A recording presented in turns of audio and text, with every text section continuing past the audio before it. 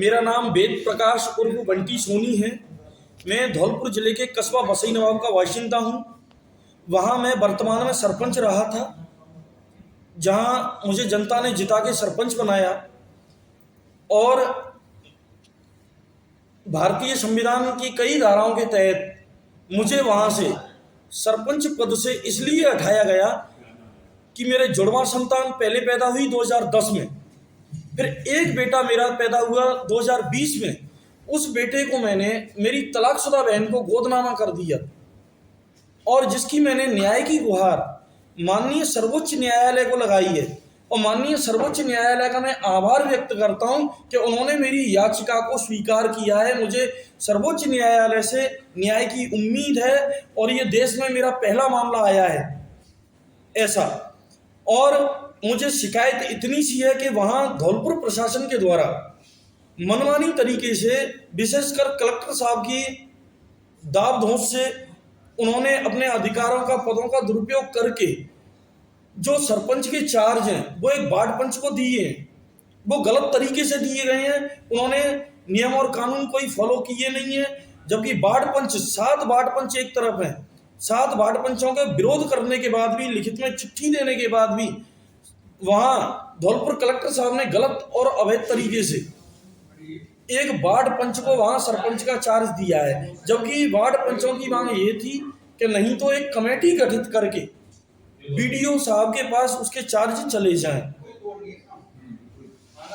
जब ये गलत है, मीडिया के सामने मैं गुजारिश रख रहा हूं कि हमारे भारतीय संविधान की लाज रखी जाए, लोक लाज रखी जाए, हमें न्याय मिले। मेरा नाम अंकित कुमार लोहान है। मैं वेद प्रकाश जी का वकील हूँ।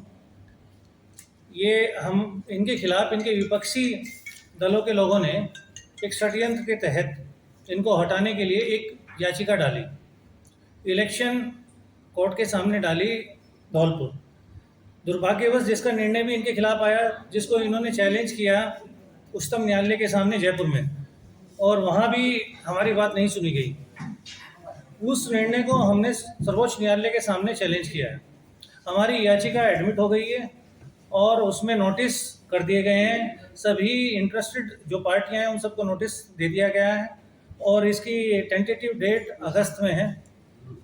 तो ये विचाराधीन है सर्वोच्च न्यायालय के सामने और हमें पूरा विश्वास है, आशा है कि शायद हमारी बात यहाँ पर सुनी जाएगी। ये बात जरूर है कि नीचे की दोनों अदालतों के, देखिए मेरिट पे मैं कुछ नहीं कहना चाहता हूँ कि नीचे की अदालतों ने क्या किया है, लेकिन हमें ऐसा लगता है कि हमारा केस वहाँ पर सही तरीके से नहीं रखा गया है। और इन सभी कमियों को पूर्ति करते हुए हमने सर्वोच्च न्यायालय के सामने याचिका फाइल की है SLP, जो विचाराधीन है। मैं मीडिया के माध्यम से एक बात ये भी कहना चाहूँगा कि सबसे महत्वपूर्ण बात यह है कि मैंने राज्य सरकार और चुनाव आयोग से जिस वक्त मैंने नॉमिनेशन भरा तब से लेके और आज तक और अब तक न्यायालय तक मैंने कोई तथ्य नहीं छिपाया। मैंने सिर्फ इतना कहा है कि मेरी जुड़वा संतान 2010 में हुए सजल और नयन, वो मेरे पास है। 2020 में जो मेरा बेटा पैदा हुआ मयम, उसको मैंने मेरी तलाकशुदा बहन को गोदनामा दिया है। मैंने कोई तथ्य चुनाव आयोग और राज्य सरकार से नहीं छुपाया है। मैं केवल अपने सत्य के रास्ते पे हूं और सत्य को मैंने छोड़ा नहीं है। बस मेरा कहना इतना है कि सत्य परेशान हो सकता है, पराजित नहीं।